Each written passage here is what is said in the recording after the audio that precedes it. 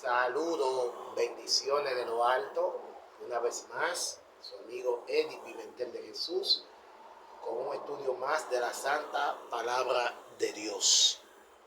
No te olvides compartir, darle me gusta y llevarle mensaje a otra persona de la Santa Palabra de Dios. Y vengo con otro tema importante. Y esta pregunta es, ¿importa en qué día adoramos? ¿Importa en qué día adoramos? Y el estudio va a estar basado en Romanos 14:5. Dice, una diferencia,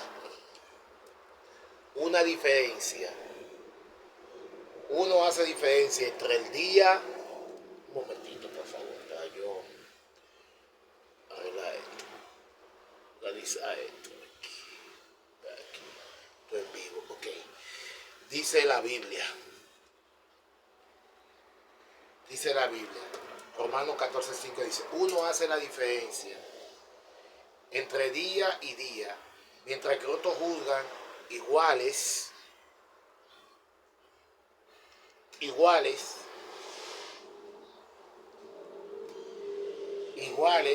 plenamente convencidos de lo que piensan. Muchos cristianos entienden que el texto significa que no importa en qué día adoramos, sábado o domingo, en tanto adoramos a Dios, porque Jesús resucitó en domingo y la mayoría de los cristianos se entienden justificados para rendirle culto en domingo. La iglesia en Roma, a diferencia de otra carta de Pablo, su carta a los romanos fue enviada a una iglesia que él no había fundado, ni siquiera la había visitado aún, pero por el movimiento cristiano, él conocía a muchas personas que estaban allí. Como podemos ver en los saludos del capítulo 16, tenía la intención de ir a Roma y confraternizar como la iglesia de ese lugar. Esta carta tenía el propósito de preparar el camino para su visita, porque conocía algunos problemas que estaban teniendo la iglesia. No sabemos cómo comenzó la iglesia en Roma. Algunos romanos estuvieron presentes en el Pentecostés, según Hechos capítulo 2, versículo 10, y pudieron haber llevado con ellos el mensaje del Evangelio al volver. Algunas de las personas que Pablo nombra en el capítulo 16 pudieron haber sido los fundadores, pero lo importante para comprender nuestro versículo problemático es saber que la congregación en Roma era mixta, constituida tanto por judíos como por gentiles, y que no se estaban llevando muy bien. El tema principal de la carta a los romanos es de qué manera judíos y gentiles deberían relacionarse los unos con los otros en el reino de la gracia. Todo lo demás es solamente argumentación de apoyo. Todos necesitan salvación y todos son salvos del mismo modo. Podemos reconstruir los antecedentes del problema. En el año 49 después de Cristo, el emperador Claudio expulsó a los judíos de Roma. Aquila y Priscila fueron a Corintio y allí se encontraron con Pablo. El historiador romano Suetonio, en una forma un tanto manipulada, nos relata por qué sucedió esto. La comunidad judía estaba alborotada porque algunos saltaban a Cristo y otros no. Claudio no hizo diferencia entre judíos cristianos y judíos no cristianos. Su decisión fue afuera todos los judíos. Pero en el tiempo cuando Pablo envió su carta a Roma, unos 6 o 7 años después, los judíos habían regresado. Sabemos esto porque Priscila, forma diminutiva de Prisca, Aquila estaban de vuelta en Roma, según Romanos 16:3. Con esta información es posible llenar las lagunas. Los miembros fundadores de la iglesia evidentemente fueron judíos. Ellos naturalmente serían los dirigentes de la iglesia, ocupando los cargos eclesiásticos. Pero también habían creyentes gentiles. Cuando los judíos tuvieron que irse, los gentiles llenaron las vacantes. Hasta allí todo iba bien. Pero luego los judíos regresaron y lo más probable es que esperaban ocupar la posición que había dejado. Continuar con sus funciones como si nada hubiese sucedido. Gran problema. Alguien más estaba sentado ahora en esa silla. Allí tenemos los ingredientes para una clásica disputa en la iglesia. Y eso es precisamente lo que había ocurrido. Pero en círculo cristiano no se dice que uno está luchando porque quiere ocupar el cargo de otro. No, uno dice que la otra parte es culpable de la herejía, la actitud o algún tipo de conducta incorrecta, al leer Romanos con esto en mente, uno puede ver de qué manera Pablo llega al pasaje que estamos estudiando. Básicamente, la cuestión en el capítulo 14 es esta. Algunos creyentes decían que los cristianos debían hacer toda la cosa como los judíos y que los gentiles estaban rebajando los principios al no hacerla. Este último argumento, estos argumentaban que los cristianos no necesitan ser importunados con todo eso. ¿Cuál era la cosa de los judíos en cuestión? Una era la comida, probablemente el mismo asunto que enfrenta Pablo en 1 Corintios 8, pero también habla acerca de lo fuerte y lo débiles y de no poner una piedra de tropiezo en el camino del hermano. La otra cuestión era los días especiales. ¿En qué día se refiere Pablo? Los comentaristas ofrecen diferentes respuestas.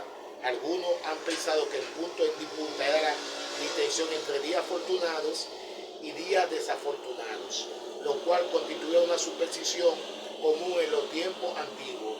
Pero es difícil creer que Pablo había encarado tan suavemente tal superstición. Muchos intérpretes antiguos y modernos han pensado que Pablo estaba hablando acerca de la observancia de ciertos días como días de ayuno. Los fariseos ayunaban los lunes y jueves, así como también en el día de la expiación y en otras ocasiones. Esta interpretación es marginalmente improbable o imposible, pero en este caso esperamos que Pablo se refiera directamente al ayuno. Todavía otra interpretación común es que Pablo se refería al sábado, que junto con las reglas alimentarias era un importante hito distintivo del judaísmo en ese tiempo. El Nuevo Testamento tiene más referencia al Decálogo que el Antiguo Testamento. Eso incluye a Pablo, que lo cita en Romanos 13:9 y nos proporciona una paráfrasis de los 10 mandamientos. La mejor interpretación parece ser que Pablo se estaba refiriendo a los muchos días especiales del calendario judío, aparte del sábado semanal. Tales días incluían no solo la festividad de la ley de Moisés, registrado en Levítico 23, la Pascua, los panes sin levadura, el Pentecostés, las trompetas, el día de la expiación, la fiesta de la cabaña, sino también a los festivales por mosaico como el Purim, aún los festivales bíblicos como la fiesta de la dedicación, la luz y la Hanukkah. Además estaba la observancia de la luna nueva, el primer día de cada mes lunar. Algunos de estos días eran observados como sábado, días en los cuales descansaba del trabajo, pero diferente del sábado semanal en diversos sentidos, no estaba impuesto por el decálogo, no eran semanales sino más bien eventos anuales, en el caso de la luna nueva, mensuales, y como tal en su regulación en el tiempo, dependía hasta cierto punto de la decisión humana, cada mes lunar basándose en testimonio de que la luna nueva había sido habitada. Todo hombre es uno en Cristo. Parece que la mejor es concluir que tanto Pablo sostenía una modalidad bíblica para judíos y gentiles fundada en los 10 mandamientos. Se propuso disminuir la separación entre judíos y gentiles, haciendo que todos ellos fueran uno en Cristo. Eso entrañaba no seguir considerando obligatorias las costumbres judías que servían como hito distintivo, pero que no tenían significación moral.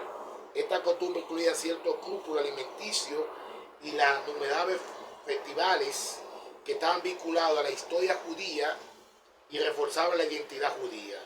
Al mismo tiempo, es importante no pasar por alto el punto principal de Pablo, aunque los gentiles, quienes consideraban que estas costumbres eran opcionales, puedan haber tenido mayor discernimiento que sus hermanos judíos más débiles.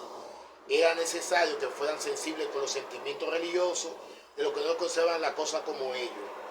Pablo hace una hermosa exhortación a todos. Dios juzga, Dios es el que juzga lo correcto y lo incorrecto. Lo incorrecto es usurpar el lugar de Dios juzgando a tu hermano que conscientemente sostiene una opinión diferente a la tuya. Tenemos que respetarnos todos. No importa que usted tenga una opinión diferente a la mía, tenemos que respetar la opinión de cada uno. Así que yo quiero dar. Oremos. Padre querido, ayúdanos cada día más los unos a los otros. Bendícenos, acompáñanos y danos tu bendición en el nombre de Jesús. Amén. Recuerda compartir y darle me gusta. Bendiciones.